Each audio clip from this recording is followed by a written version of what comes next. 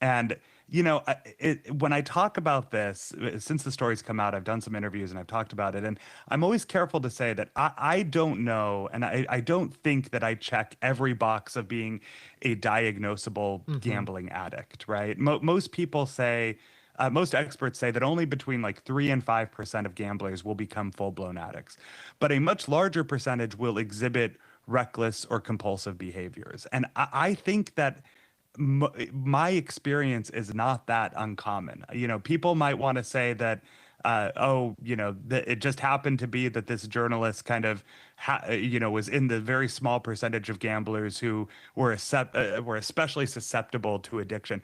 I don't think so. I think that these apps are so well designed to keep you coming back. I think these sports books know what they're doing, and I think the compulsive behaviors that I exhibited are experienced by a lot of people. There was even a moment that kind of just made my heart jump into my throat, where I think one of your kids told you, you're hiding again. Hmm. Yeah, my son caught me in the pantry, or I had gone to get them snacks, and then I ended up looking at FanDuel or DraftKings, and got sucked in, and then they came and found me in the pantry, and he kind of announced to the family, "Dad's hiding again," and this became a pretty common occurrence for me because even though they knew I was doing this for a story, I didn't want them to see how obsessed I'd become with it. And Yeah. so I was hiding it. And that is a kind of hallmark of gambling addiction, that you're hiding your gambling from your family. Yeah. Well, just to remind folks, until 2018, sports betting, most if not all types, were illegal in this country. But then the Supreme Court, in a major ruling, basically said, "Nope, we're going to undo that. You can bet on sports." And of course, this is happening right at the same time where, phones are in everyone's pockets, and it's the two in combination. Which, I mean, McKay, Hmm. your whole story is about how that is the poison pill, essentially. But I want to just play a quick bit of tape here from Bill Miller. He's the chief of the American Gaming Association. And back in 2024, he was on 60 Minutes. And he was asked about the potential rise in problem gambling related to sports betting. And Bill Miller said, well, it's not gambling that's the problem. I don't believe that there is an addiction to mobile betting any more than there is an addiction to utilization of your phone for any other reason. What do you think about that, McKay?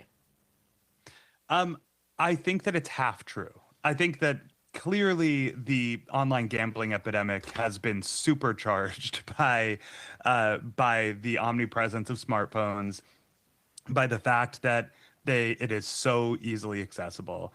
But I also think that gambling as a vice, basically every philosopher, theologian, religious scholar, political leader over the course of human history has come to the same conclusion that this is a, potentially ruinous vice that needs to be kept in check. I mean, I came across an article published in 1907 in The Atlantic by a Unitarian minister who said the long and costly experience of mankind bears uniform testimony against gambling. And he called it a dangerous, unsocial form of excitement that hurts character, demoralizes industry, breeds quarrels, and tempts men to self-destruction. That is true today. Gambling is incredibly poisonous. Now that said, I'm not necessarily a prohibitionist. I'm not saying we need to gamble all, or ban all gambling, shut down Las Vegas and Atlantic City. I think that in a liberal democratic society, you can make space for vices that are potentially destructive, Mm. or damaging. But we should also be able to figure out how to regulate them, how to stigmatize them, how to increase the amount of friction to access them. Yeah. And I don't think anyone anticipated this Wild West era where everyone would have constant access to gambling on their phones at all hours of the day. There's one more voice I want to bring in here because this gentleman brings in sort of the not just the moral questions that you raised in the piece, but also just fundamental economic ones. So this is Warren Buffett. You'd mentioned him before. At the end of March, he spoke with CNBC, and he talked about how he was critical of online sports betting specifically because it actually only benefits, in his opinion, one class of people. Rich people love it because they don't have to pay. I mean, to the extent that the states raise money from people where the dollar really means something to them, actually relieves the taxes on me or other rich people. I mean, it's not direct, but it's the net effect. So I don't like things that make a sucker out of people. Yeah. I don't like them. I particularly don't like them when the government sponsors them. I don't think the government should play its. I don't think the function of the government is to play its people for suckers. So, McKay, Buffett, they're saying, well, as sports betting gets more popular, or state lotteries, what have you, that it's essentially a tax on people who aren't billionaires. What do you think? I think it's a really compelling argument. He's been on this for a long time. He called gambling a tax on ignorance. And you know what's funny about this is that when the Supreme Court overturned the federal ban on sports betting, the sports books hired lobbyists and they started traveling state to state to convince state legislatures to legalize online gambling. And the case that they always made was you're going to be able to, legalize it, regulate it, and tax it. And it will bring all this tax revenue to your state where you'll be able to do all these great things. And, I've looked at the numbers. I frankly, it's true that, some tax revenue has been generated. Some experts will say it was less than they were promised. It has not gone as far as they thought it would, in part because, by the way, the sports books will then turn around and start lobbying state legislatures to make those taxes as low as possible because they want people to keep gambling. But I will also say the trade-offs are enormous, right? I mean, you mentioned that there's evidence that people are missing bills. There's evidence in states or localities where online gambling is legalized. There's an increase in missed credit card payments and bankruptcies. And on top of all of that, we are creating millions of new gamblers. And I just don't think that we can do that. We can allow this runaway industry to convert millions of young men into gamblers and maybe even compulsive gamblers without reaping some social consequences. Yeah. Well, we have just a minute to go, McKay. 2 quick questions. Ultimately, what happened to that 10K? And 2, do you occasionally even still think about gambling? Well, I'll answer the first question first because that's the easier one. I lost $9,891.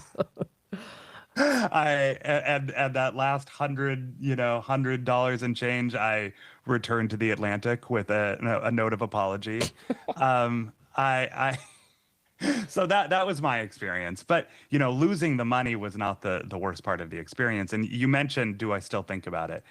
I think about it all the time. I mean, I watch the last bet I placed was on the Super Bowl. I have remained on the wagon since then. But, I'm watching the NBA playoffs right now. I'm a Celtics fan. I'm watching with my son. I can't tell you how many times I've wondered, I wonder what the in-game line is right now. I wonder if I could make some money betting. And it is a constant, it's constantly tugging at me. Well, McKay Coppins is a staff writer for The Atlantic, and his article is called Sucker, My Year as a Degenerate Gambler. McKay, it is always so great to have you on the show. Thank you so very much. Thank you, Meghna. I'm Meghna Chakrabarty. This is On Point.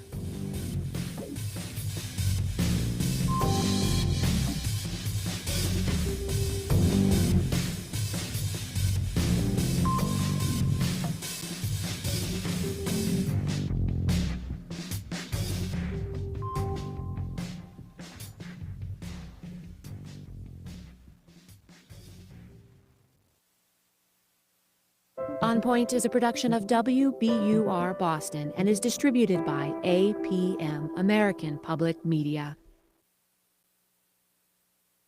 Support for On Point comes from the listeners of WBUR Boston and the Music Emporium, guitar sellers for more than 55 years, celebrating the enduring presence of music made on the front porch and center stage. You can learn more at themusicemporium.com. And Rhodes Scholar, a nonprofit educational travel provider for adults, offering programs in more than 100 countries and online. Learn more at rhodesscholar.org/learning. 67 degrees outside. This is KUOW FM Seattle, KUOW Tumwater, and KQOW Bellingham. It's Friday, it's almost noon, and it's almost time for Weekend Review. So here's host Bill Radke with a preview of today's show. Hi there. Thank you for staying tuned, as I'm sure you will. We will discuss the following. Should every Seattle public school student get a free lunch, whether their family could afford it or not? Is it fair to call King County government wasteful? Will Washington State lose its credit rating? We could ask the governor, but he probably won't get back to us soon. I'll explain. And we'll talk about what possibly might have made you smile this week, so stay tuned. Support for KUOW comes from the Low Income Housing Institute, providers of tiny house villages for those experiencing homelessness. Homes are heated and insulated. On-site case management provides pathways to jobs, housing, and self-sufficiency. Participating in Give Big through May 5th. More information at lihi.org. This is KUOW. House I'm villages Kathy for Faulkner. those experiencing. Think about why you turn to KUOW day after day. Whether it's local programs that engage Puget Sound communities or trusted analysis of global events. Public media is a public good that keeps us informed and connected. During Public Media Giving Days, we're celebrating this vital resource. Keep public media thriving and accessible for everyone. Whether it's local programs that engage Puget Sound communities or trusted analysis of global events. Public media is a public good that keeps us informed and connected. During Public Media Giving Days, we're celebrating this vital resource. Keep public media thriving and accessible for everyone. Whether it's local industry. Our intrepid producer checks into a hotel with cold mattresses, recreational IVs, and something called a wave table. I can't believe this. I have to pee again. Next time on Today Explained. Today Explained, coming up today at 6 o'clock on KUOW. Twice a day, every weekday, Seattle Now has the stories you need to hear. Whether you're new to the city or lived here your whole life, Seattle Now brings you quick headlines, smart analysis, and award-winning local news. Hosted by me, Patricia Murphy, and Paige Browning. Listen to Seattle Now on the KUOW app or wherever you get your podcasts. Lakshmi Singh. President Trump says he is not satisfied with Iran's latest proposal to end the war. NPR's Frank Ordonez reports Trump says Iran is asking for things he cannot agree with. President Trump says Iran wants to make a deal and that negotiations are continuing, but that it's difficult to make progress because of Iran's disjointed leadership. He says his team is trying to negotiate with 2 to 4 different groups of Iranian leaders. And it puts us in a bad position. One group wants to make a certain deal, the other group wants to make a certain deal. Speaking outside the White House on his way to Florida, Trump says negotiations continue by phone and that they've made strides during these talks, but he also said he wasn't sure if the Iranians would ever get to where they needed to be. Franco Ordonez, NPR News, the White House. The Iran wars hit 60 days, but lawmakers disagree on whether that means today is the deadline under federal law for Congress to intervene. President Trump says he does not need congressional authorization for the conflict because, as he sees it, last month U.S.-Iran ceasefire terminated hostilities that began at the end of February. Oil shipment disruptions out of the Strait of Hormuz persist, though. In the U.S., gas prices have soared again this week. The Auto Club AAA saying the average national cost for a gallon of regular gasoline jumped 9 cents overnight. It's almost $4.40. That's up more than 30 cents in a week. Rising energy prices mean higher costs for consumers. Business analyst Jill Schlesinger says Americans need to watch their spending. It is important to just budget in for this. Just know if you can find $50 or $100 somewhere for every month that you could pull back, even if it means a little bit less fun, be prepared. This is not going away anytime soon. Schlesinger speaking with NPR's Morning Edition. Major tech companies, including Amazon and NVIDIA, are set to expand their classified military work. NPR's Bobby Allen reports the administration announced new deals to tap leading Silicon Valley firms for battlefield operations. Pentagon officials say Microsoft, Amazon, Google, OpenAI, and other companies will soon make the U.S. military an AI-first fighting force. The Pentagon's new deals mean cutting-edge AI tools will be used to generate target lists for military strikes and to analyze data before deploying lethal weapons. The deals come as Anthropic refuses to let the Defense Department use its technology for things like mass surveillance and autonomous drones. Anthropic's pushback has led to litigation and President Trump ordering the federal government to cut ties with the company. Trump officials are hoping the new deals with Silicon Valley's biggest players will lead to a compromise from Anthropic, which did not return a request for comment. Bobby Allen, NPR News. This is NPR. This is KUOW News. I'm Noelle Gasca in Seattle. 2 companies say they're pulling plans to build data centers in Seattle as city council members get ready to debate a moratorium on new data center projects.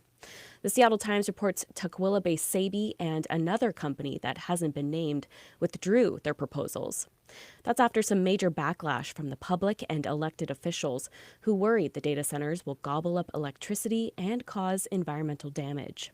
3 other projects are still on the table. City Council members Joy Hollingsworth, Eddie Lynn, and Deborah Juarez say they'll introduce a measure to ban new data centers within city limits for a year. The Times says members of the public have sent more than 54,000 messages to Seattle officials, raising concerns about the data centers. Thousands of people are expected to turn out for May Day marches across the state today, including in Seattle, Tacoma, and Spokane. KUOW's Gustavo Segreiro stopped by one of the day's first demonstrations in Tukwila.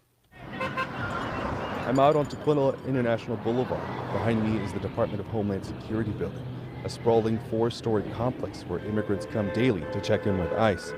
And in front of me are the offices of the Saby Corporation. It recently leased out new space for DHS to potentially expand here. Around 60 people are here to protest that plan. They're holding signs on the sides of the road with slogans like "Due process is not optional" and "Stop the ICE Gestapo." They're also urging drivers passing by to join them. Demonstrators here said they came because they don't like how the federal government is treating immigrants, whether they have legal status or not. Gustavo Segreiro, KUOW News. It's 64 degrees in South Seattle right now as we make our way towards a high of 72 degrees. Tonight, mostly cloudy with a chance of rain with a low of 52 degrees. This is KUOW News. Support for NPR comes from NPR stations.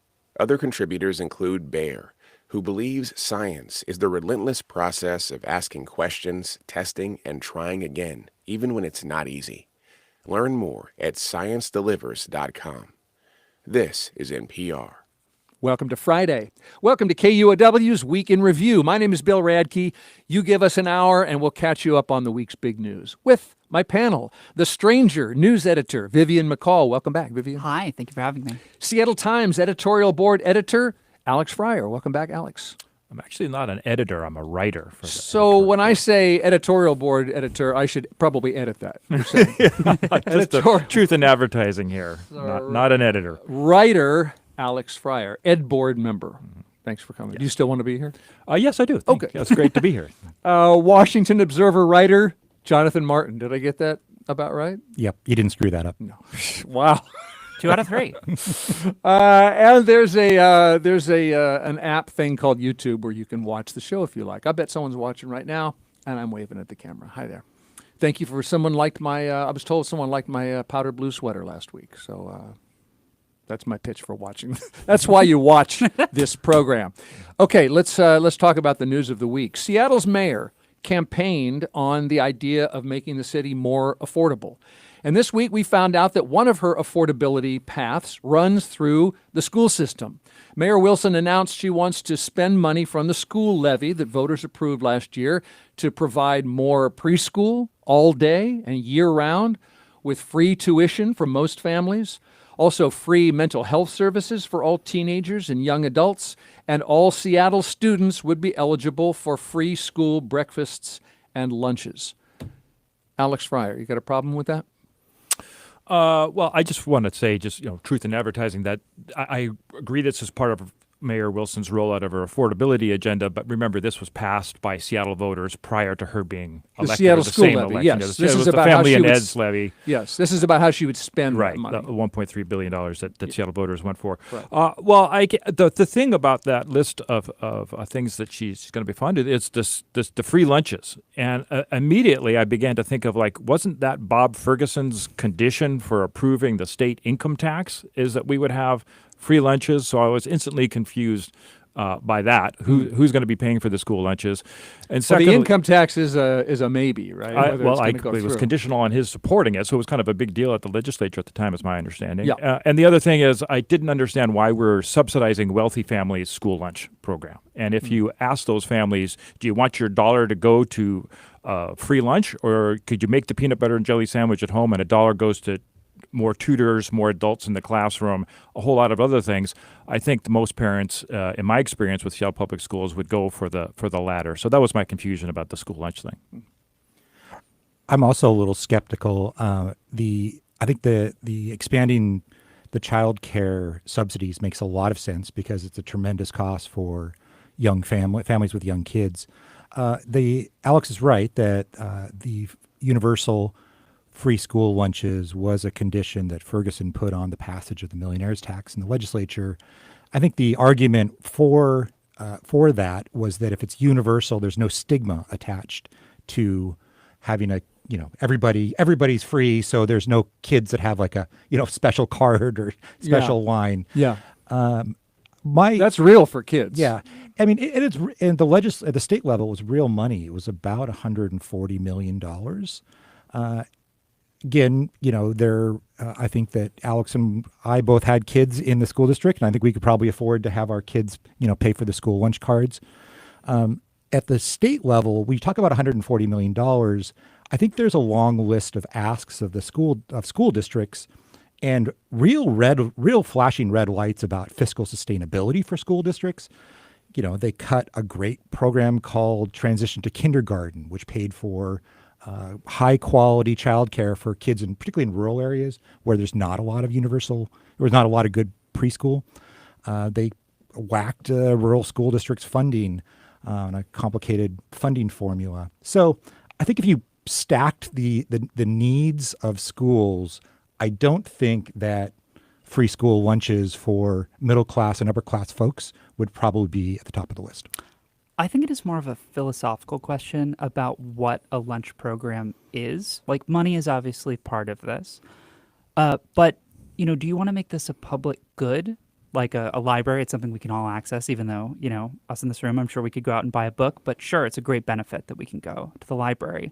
For kids who are in schools, having lunch and breakfast that is available to them, and having that just be a general public good, it will insulate it from, one, the way it's viewed as a charity or a benefit for people, and it will also insulate it from cuts in the future. If everybody is using this thing and everybody is bought in on this thing, I think they're more likely to defend it, even if they don't need it.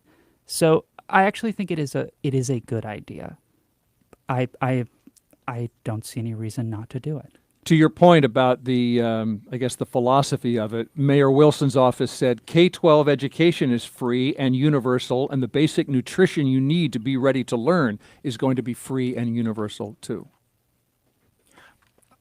I'm not anti-school lunch, anti-child nutrition. I'm just saying you don't want to be branded. If we are going to be prioritizing public spending, we should do it really deliberately and thoughtfully. And I certainly saw covering the legislature this session that there was other needs that felt very pressing that were not funded. Yeah, I would agree with that. I think everyone has agreed that there should be a school lunch program and reduced meals for folks in schools that need that help. And apparently, it's for the deadline, or the cutoff, $60,000 annual income for a family of four. And if 40% of the school is on it, the entire school gets a free lunch, and that's great.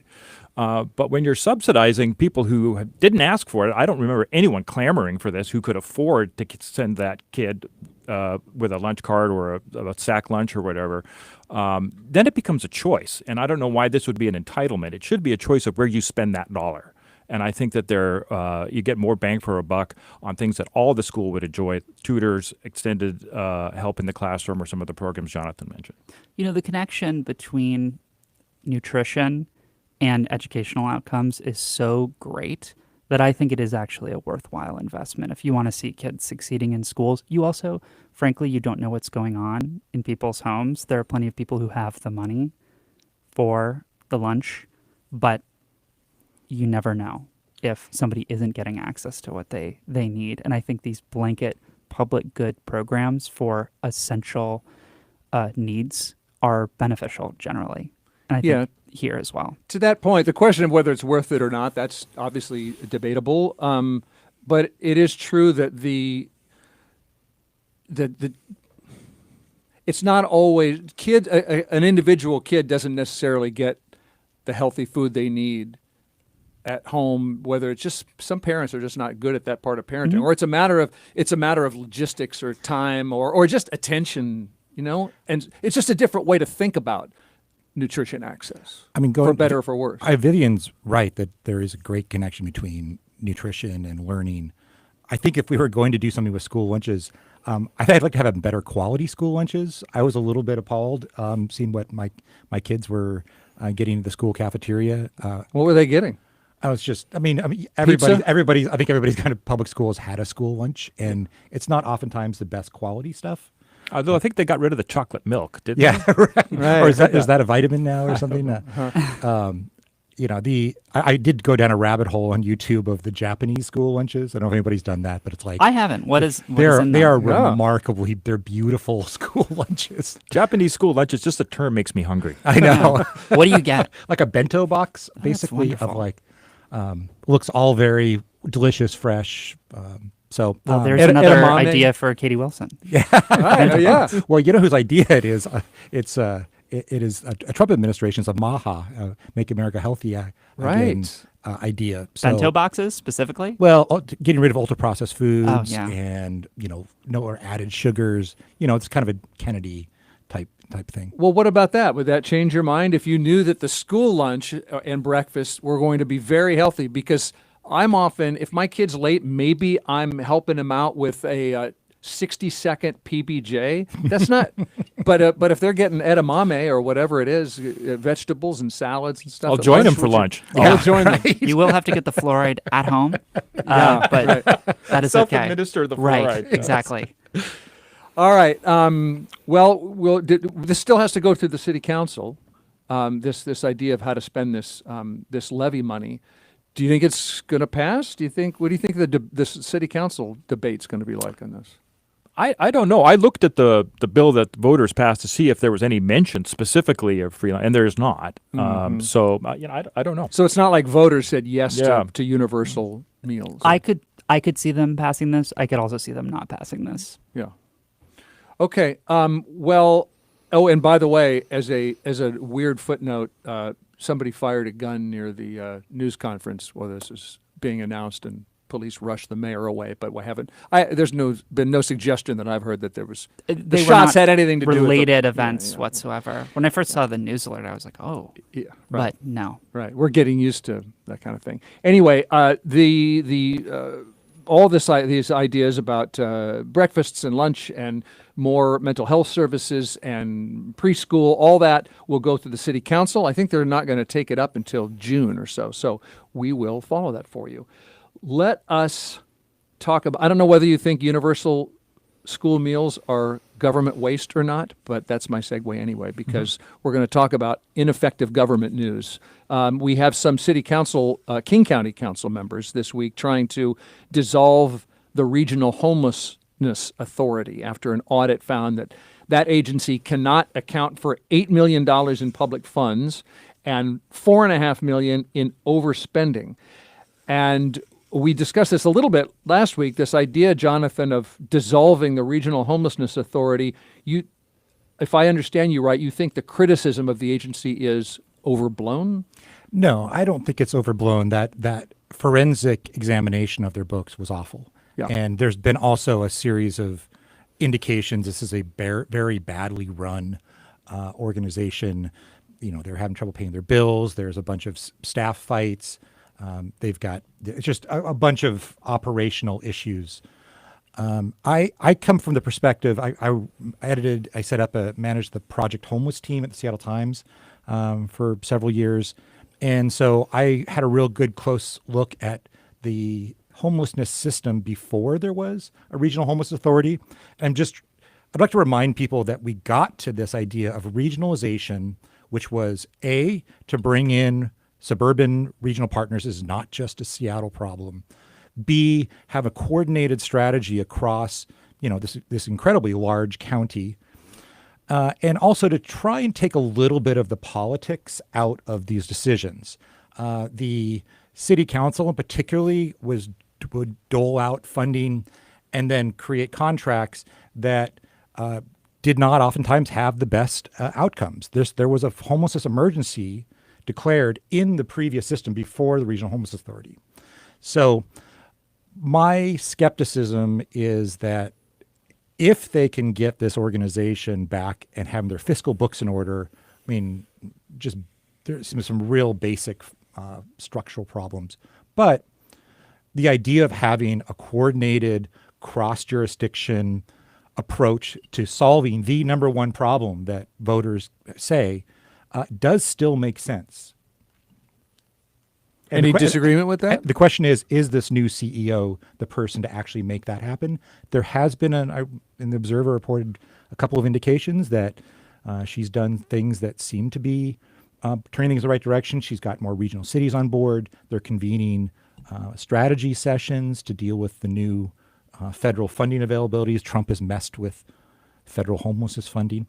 So you're saying maybe we're fighting an old battle about previous mismanagement. Give her a chance? Is that? I think there's a reasonable argument to make there. Okay. I think calls to fix it would be much more reasonable than calls to blow it up. Because if you've got this connection point and you obviously have this regional issue, maybe this solution as it is right now is not working as it should. Clearly the audit is not good. And it is, like you said, it's terrible. But I think not having that connection point would be far more chaotic. And if we had a structure and then we take it out and sort of rip it, yes, we have eliminated a problem, which is disorganization in an agency. But I feel like we're just replacing it with more disorganization, which will require a brand new solution, which will take a long time to figure out what that is. So to me, it seems not the right response to the audit. Alex, I think that's two skeptical votes about dissolving the Regional Homelessness Authority. What say you? Seattle Times editorial board writer. I think we may have a quorum here. I think we're of a like mind. I will say that I was working for the King County Executive when this was coming out, so I put together the press conference that Jonathan's folks probably attended when we announced this thing. So I was well aware of sort of the initial reasoning for setting up this authority, and Jonathan is absolutely right. One of them was these contracts that they had, and there were city contracts, there were King County contracts. They weren't getting the kind of bang for the buck they wanted out of the contracts. To my knowledge, the RHA still has not combined those contracts into a single homelessness provider contract. I mean, after all these years. So the one thing that they could do that you would think to be the lowest hanging fruit, they have not done. What is your explanation for that? Well, it's probably the same reason that they didn't have apparently a chief financial officer in this authority. I think that's one of the things that the forensic examination found. There's no CFO at a $206 million budget a year and no CFO, and we're wondering why there's financial problems. So there's some basic good government elements that are missing here. I think the kind of more disturbing thing that's sort of been alluded to is like, well, if you pull it out, where is it going to go? In the county, it would go to Department of Community and Human Services, DCHS, which we just know has also had an audit that it can't handle its finances. And some of it you just have to wonder, are we just pumping so much money into the system? DCHS's budget went up from $922 million to $1.8 billion in 3 years. And the ability for government to oversee these contracts, to make sure providers are providing the services that they promised, is just being overwhelmed. And I think that's a big question that we ought to be asking is like, are we putting too much money into this system and getting just really kind of crummy results in agency after agency at all levels of government? Wait a second, because I thought you were saying that the problem was, for example, no CFO or not doing the basics. And there was a Seattle Times investigation into you mentioned the community services, human services, that talked about weakened ethics standards and splintered enforcement And we were talking about your colleague Danny Westneat pointing to one-party rule. So there are a lot of other explanations besides, we're giving them too much money. So why do you say that the money itself, that we're flooding them in with money that they can't handle? Well, I think the point I was trying to make with the RHA is, one, is that if you pull it out of the RHA, it's got to go somewhere. And the other agencies don't have a great track record either. So maybe stay with the RHA for a while and see if it can fulfill its original mission. Okay. But the other question, to your point, is, as we talked about, one-party rule, and we talk about some of the folks we see in the legislature, for instance. We are spending ever-increasing amounts of money in the city, in the state, and I'm not seeing the results that we would want to see out of that money. And so the question is why, and where's that accountability? Why is that accountability missing? These are tough questions to answer. Is the money the issue, or is it just the structure of the agency? Because if you have a cup and it has a crack in it, and you have a lot of water in the cup, or if you have a little water in the cup, the result will be the same, which will be the water will flow out of the crack. And I think it's just that you have these structural inefficiencies that need to be solved, and then it will be able to handle the kind of resources that we actually do need to solve the crisis, which is more money than they have now. Jonathan, does that argument hold water? I saw what you did there. Uh-huh. One of the things they decided to do when they're setting up KCRHA was to not give it independent taxing authority. So it is a receptacle of a bunch of federal money. About half the budget comes from the city of Seattle, a good chunk from King County. There was going to be philanthropy money. Now it is just budget dust. But if you're going to actually have a problem that is as pressing as homelessness, as voters say homelessness is, it would not be unreasonable to think you need to have an authority that is able to tax to solve that problem. To me, KCRHA is somewhat analogous to Sound Transit. You have a large cross-jurisdiction problem that's very complicated and very expensive to solve, and you throw it all in with one strong agency that is able to accomplish a goal. That never happened with KCRHA. So going to Vivian's point about the money, again, this is not the right time probably to say we need to give this very dysfunctional agency independent taxing authority. But there is an argument to be made that to have this agency not just be at the whims of different jurisdictions in Seattle or King County, but to have it be, and the suburban cities certainly, but to have it be a more robust and well-funded organization. Okay, should we pause it there? This is a live issue in the King County Council, and we'll discuss. I think this is one we're going to keep watching. Mm-hmm. Well, at least the state's finances are in great shape. Am I right? That's going to come up after we take a little break. That and more as we continue on with. Oh, by the way, I see that my producer has added a little information for us.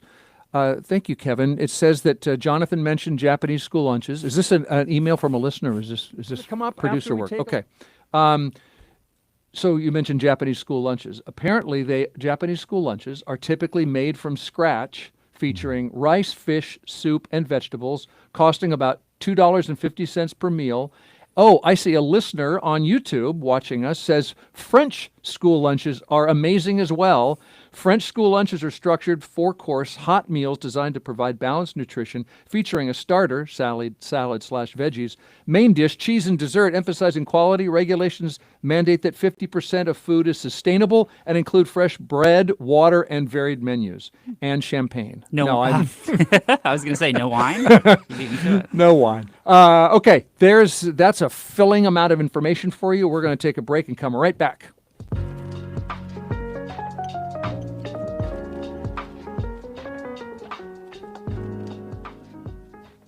Support for KUOW comes from Third Place Books. Martha Wells discusses the latest book in her Murderbot series, Wednesday, May 6th at 7 p.m. Tickets and more information are available at thirdplacebooks.com.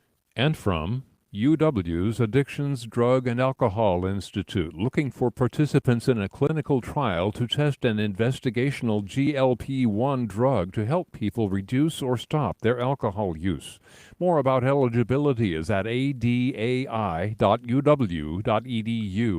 This is KUOW's Week in Review. I'm Bill Radke, and I'm surrounded by my panel. Stranger news editor Vivian McCall, Washington Observer's Jonathan Martin, and from the Seattle Times editorial board, Alex Fryer. Another credit agency has downgraded its financial outlook for Washington State. Moody's and now Fitch ratings have dropped their outlook from stable to negative. Why? They pointed to the state's decision to address budget deficits with short-term fixes like pulling money out of the rainy day fund. Jonathan, how big a deal is this? Well, the budget gimmicks that have been used in ample supply, particularly in the last few years, go to some structural budget problems. When they're budgeting Olympia, they don't typically count the costs that are going to be loaded into the next biennial budget, such as caseloads, how many kids are going to school, how many people are on health care, the collective bargaining agreement. So the unions will be negotiating new contracts. Those expected costs are not included in the forecasting for the next budget. So each year you go back in December and we go to these, pre-session media availabilities, and there's all of a sudden we're looking at a big budget deficit. And so that then leads to this absolute scramble where legislators are looking under the couch cushions for every spare dime and dollar. And then if that's not enough, typically they're not cutting at the level that they did in previous crises. Then last few years, they've turned to large tax increases. So there's just this kind of, it's a kind of a perpetual budget crisis that's happening. And that then leads to bad things like budget gimmicks, where you're passing a policy but not funding it this year. You're going to fund it in 2 years from now. They did that in the state's the state has a massive liability for lawsuits. They just didn't fund it. They kind of squished money around. Okay. So what I think when an agency like Moody's is looking at looking at the negative outlook, seeing this instability, they've got a point. I think legislators themselves would acknowledge that there is a kind of a budget instability problem that then leads to different solutions, including from Democrats. We need more money, i.e. the millionaire's tax, which I know does other things as well for regressivity. But that's kind of the big picture in my mind. Any bigger picture? Did that cover it? I think one of the key things with Moody's and stuff is to take this seriously. Like, they are not ideological. They're not making a political judgment of Washington State, but they are looking at Washington State saying, is your debt good? And before it was the highest level. Your debt is good. Your finances are good. AAA, where interest rates are low. Everyone's going to want you. What they're saying is, actually, there are a lot of folks who actually won't want your debt for various reasons. So now you have to increase the interest rates to do that. And that's what this is really all about. And I think it's really interesting to note, and my colleague Josh Farley on the editorial board really took the lead on the board looking at this.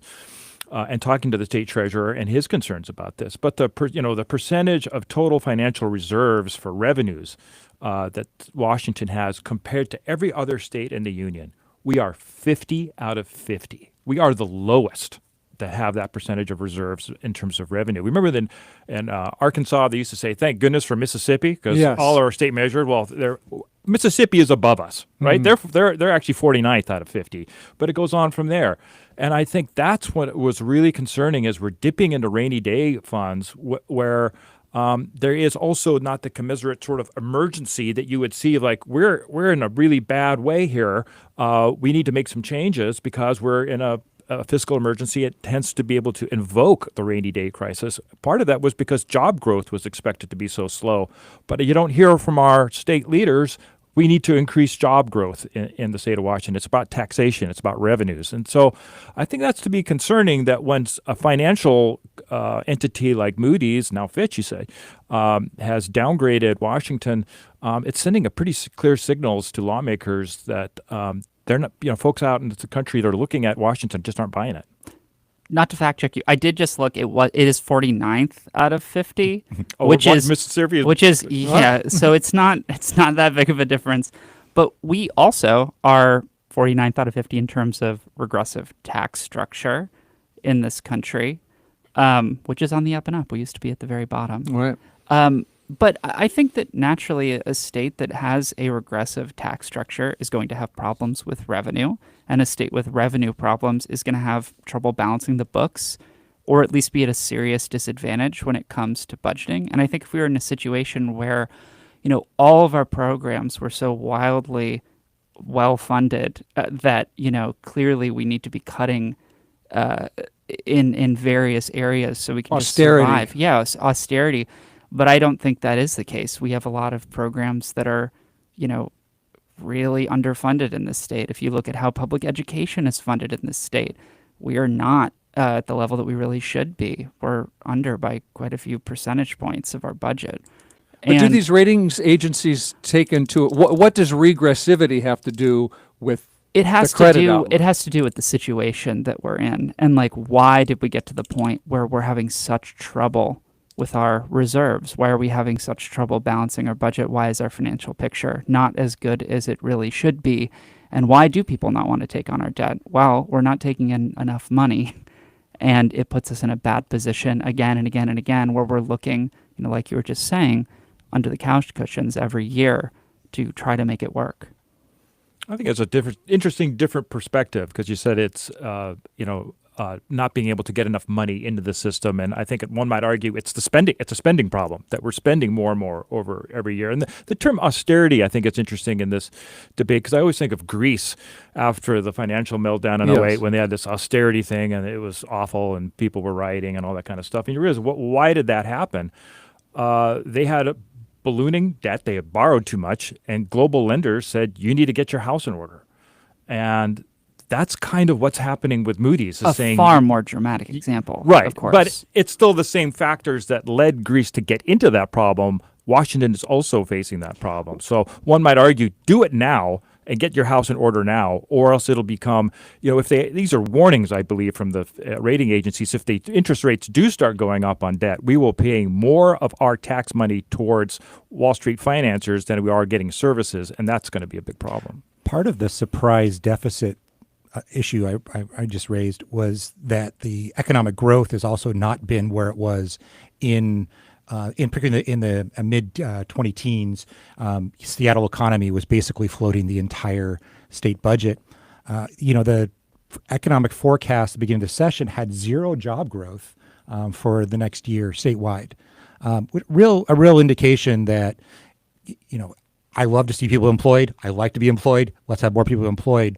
But if you're not having that job growth, I think you need to look at also why that is, which goes back to a lot of these, tax packages that have been passed in the last couple of years, which the business community says is making the state be a less healthy economic place to start a business and maintain a business. Not to bring up the Starbucks issue, but they're.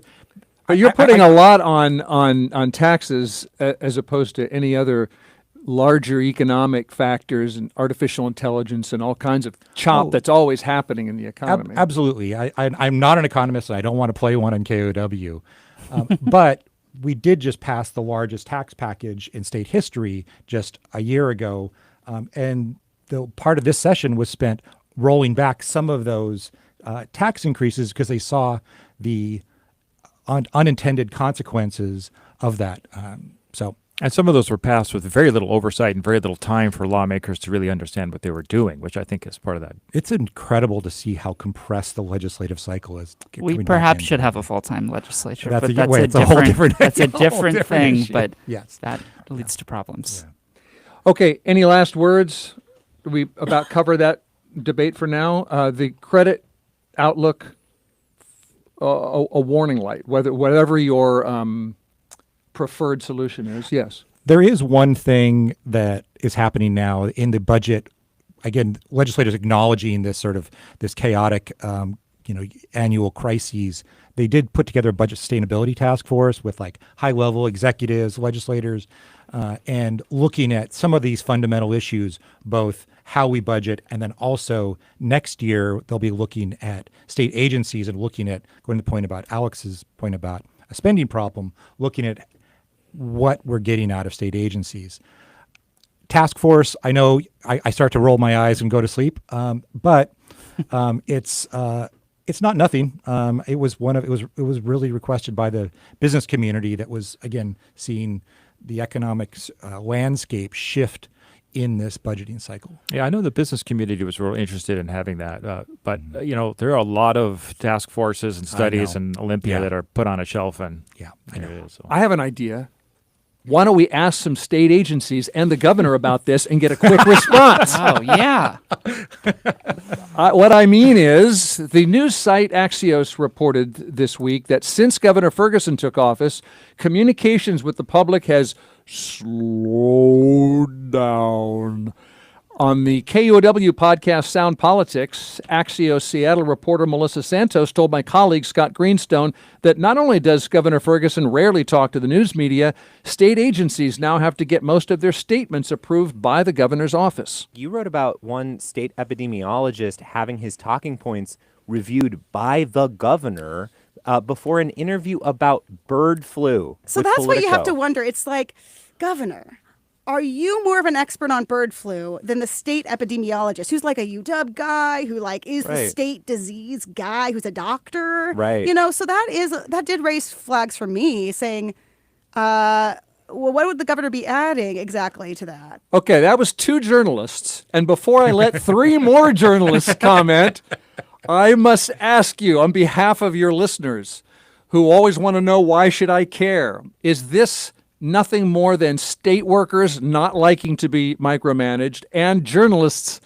griping about their jobs? It is more than that because you, obviously, listeners, you want to find out information, correct? It is our job to get that information to you. And it is somebody else's job sometimes to get that information to us. And when you have one more person stopping in, and contrary to popular belief, when you are the governor, you actually don't know more about everything than everybody. You are causing a bottleneck. So the information you're then getting is going to perhaps be more vague, or maybe it will be wrong because stories can't wait. And there will be slight little details that are off, or there will be missing context that can only be provided by those sources. So it's also just a huge, dumb waste of time. And I think it is lame to micromanage people like this. And it shows, I think, a fundamental misunderstanding of what your priorities should be as the governor's office. Do you really need to be looking at every little thing? Or do you only need to be looking at things that really concern your office that are your top priorities? Okay, I'm getting a text from the Association of Listeners Who Want to Know Why I Should Care. Let me just read this. It says, Bill, ask them to name an example of a slow bit of information that is affecting my life. Go ahead. I just made that up, just to be completely clear. Well, Melissa's reporting, by the way, big kudos to Melissa Santos Axios for doing this story. She told me I had one of my requests to the Department of Health hung up for, she said, at least a week delay. I simply was asking about a huge federal drug pricing program in Washington that you've never heard of, but it was a big deal in Olympia this session, called the 340B program. I was simply asking Department of Health, who is getting this money, who's getting the rebated drugs, and what's happening with the savings that the healthcare organizations are recouping because of it. Simple question, relevant for the legislature. They were debating this heavily this session. I couldn't get to bed. I got nothing for like a week and a half, and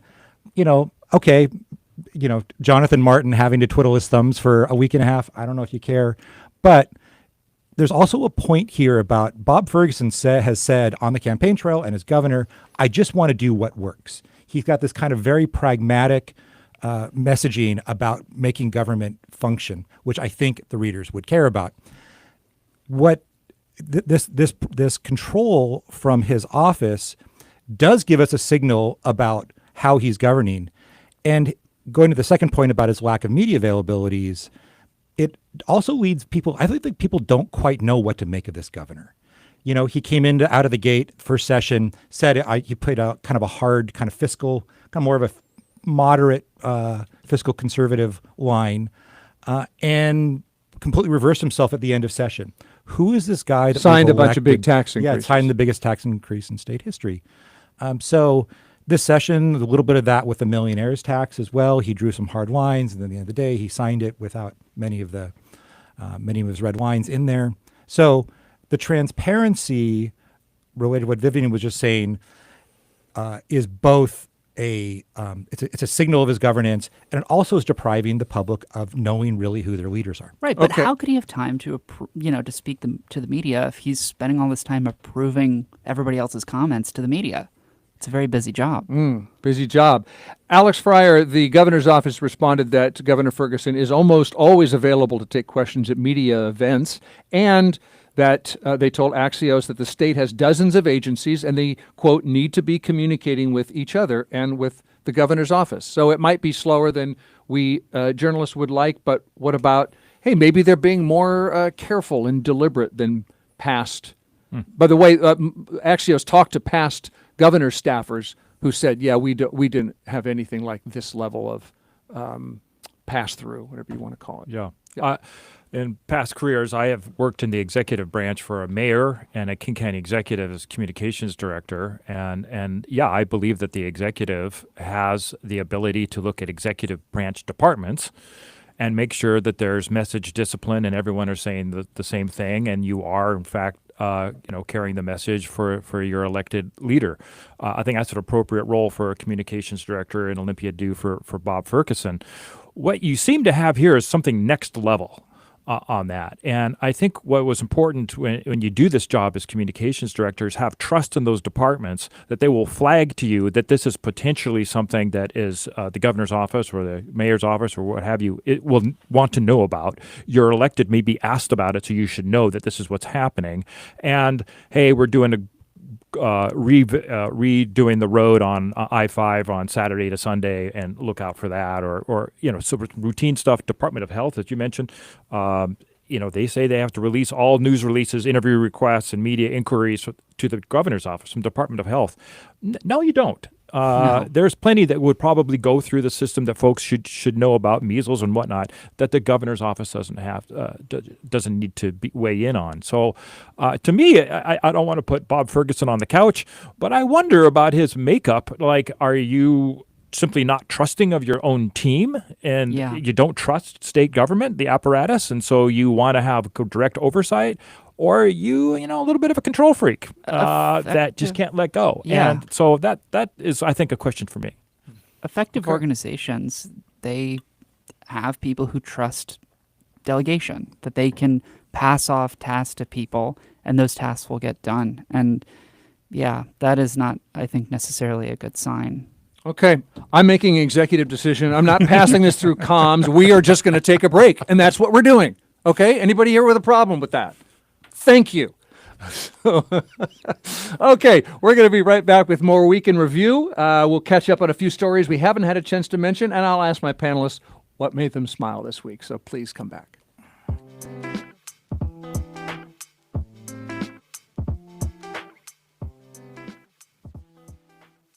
Support for KUOW's car donation program comes from local Kia dealers, presenting the all-new 2027 Kia Telluride Hybrid.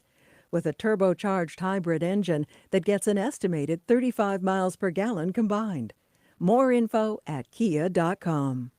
On the next Sound Politics, the really, really, really important elections that almost always go under the radar. Washington State Supreme Court seats, 5 of them, more than any other year in modern memory. We're talking about how these races may decide the future of the millionaire's tax. That's on Sound Politics, wherever you get your podcasts. This is KUOW's Week in Review. My name is Bill Radke. I'm the host of the show, but the best part is my panel, and that includes Seattle Times editorial board writer Alex Fryer, Washington Observer writer Jonathan Martin, and The Stranger's news editor Vivian McCall. And you can watch the show on YouTube if you like. Let's run through a few stories of the week that we haven't had a chance to mention yet. 2 companies are withdrawing plans to build data centers in Seattle as the city council prepares to debate a moratorium on new data center projects. The Seattle Times reports Tukwila-based Saby and another company that hasn't been named withdrew their proposals after backlash from the public and elected officials who worry that data centers will gobble up electricity and cause environmental damage. A KUOW listener wrote to me that this is Seattle Yimbies having their NIMBY moment. He said Seattleites would be happy to make Eastern Washington host these data centers, even though it's West Siders who do most of the data using. I do think it's important to note that the size of the data centers, these new ones we're talking about, yes, were vastly larger than, there's already dozens of data centers in Seattle. Right. So it's not like Seattle has drawn a geofence at its borders against data centers. But certainly and I think these large scale data centers, we're going to consume something like a third of the city's total power draw. So, potentially, if they were running at max capacity, right, which they wouldn't, but potentially. It's a real utilities issue, and eventually the debate in Olympia about data centers, mostly in Eastern Washington, was the impact on ratepayers, and these data centers basically gobbling up all of the hydropower that we've had here for generations that was clean, renewable, and cheap, and it's no longer. So to this listener's point, if not us, who? Where should we're big data sippers, data gulpers. What's a better, more environmentally healthy place for data centers to go? Well, one of the things that's being debated is requiring a new data center to provide its own power. Nuclear fusion, and hopefully not natural gas. And that is coal. That, by the way, is absurd. I've looked into that issue. The idea that we are going to have that kind of nuclear power available to us in 50 years is optimistic. 100 years is probably more realistic. Okay. Well, we'll follow that. Also, I don't know if you have followed this at all. I haven't mentioned this to my panelists yet. I grabbed it on my way in, but I'll just tell you the gist, and if you want to react, you can. Seattle Children's Hospital is, as you know, in the relatively wealthy single-family neighborhood of Laurelhurst, where some residents have long complained about helicopters, which, by the way, are carrying sick and injured children, flying too close to houses loudly, landing on the hospital roof loudly. So years ago, the hospital agreed to only land helicopters there if it's an emergency. Otherwise, they have to land a mile away and bring the patient in by ambulance. But now the hospital is saying these limits are resulting in delays in patient care, unnecessary transfers, and added ambulance costs, and they want to change the agreement. Can you imagine the reaction on social media when people are finding out? Basically, the Laurelhurst residents and community council getting portrayed as basically Mr. Burns from The Simpsons. Although the community council says it's not that simple. There's a long, detailed history to this. The city has signed off on this helicopter agreement, and that's where it stands for now. There's more people on social media than hear those helicopters. So, no, that does not surprise me. Right. That you would have a massive negative reaction to that. Right. Okay, we'll see how that develops, if it does. Another item this week, new rules on cell phones in Seattle public schools. Beginning on Monday, in elementary school and middle school, it's going to be no phone use allowed during the school day. In high school, it's going to be no phone use allowed in class, but kids can use their phones between classes and during lunch. What do you think? 2 months before school is out is a bit of a funny time to try to change children's relationship with the most addictive object on earth. So maybe I would have waited until next year and rolled it out. But, I guess there's no time like the present. Okay. When you have a phone, there's never a time it's except just the present. funny. That's a good point. Yeah, this thing has been going on for years, and parents hate the phones in classrooms. I imagine teachers hate the phones in classrooms. So I think it's a little bit on the high school level. You're still asking that teacher to say, hey, put that phone away. If it was up to me, I'd just say no phones at any time. Put them away. Yeah, my kids have to lock their. I don't know what compliance is like, but they're at least supposed to lock their their phones in pouches, and they turn it. I guess they lock the pouch, and then maybe they can keep the pouch, but it has to be opened at the end of the day by this magnet that they swipe. They could put a big Faraday cage over the schools. What's a Faraday cage? Oh, it prevents signal from going signals. through. A big aluminum Sorry. foil. Yeah, thing. yeah. Gotcha. Hats. Hats. Yeah. Well, one of the complaints I saw is that if it's first of all, the policy's called no cell bell to bell, except that sounds like no cell phones at all from the opening bell to the closing That's bell. what I thought. And it's not. It's you can the class starts with a bell, no phone, ends with a bell. Now you can use your phone for 5 minutes until the next bell.